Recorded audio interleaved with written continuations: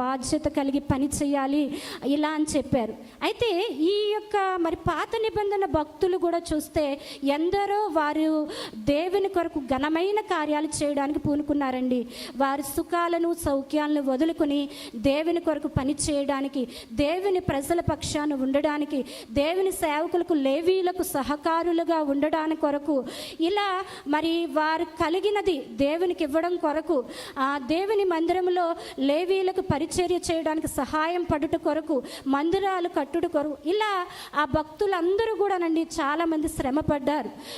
వారందరూ కూడా వారి బాధ్యతలు దేవుని కొరకు మేము ఏం చెయ్యాలో అది చెయ్యాలని చెప్పి మరి ఆ భక్తులందరూ దేవుని కొరకు వారి జీవితాలను మరి ఏ విధంగా వారు దేవుని కొరకు ప్రత్యక్షంగానో పరోక్షంగానో, అంటే ప్రత్యక్షంగా అంటే దైవజనులు చేసే సేవ ప్రత్యక్షంగా, పరోక్షంగా ఉంటే లోపలుండి చేసేదన్నమాట.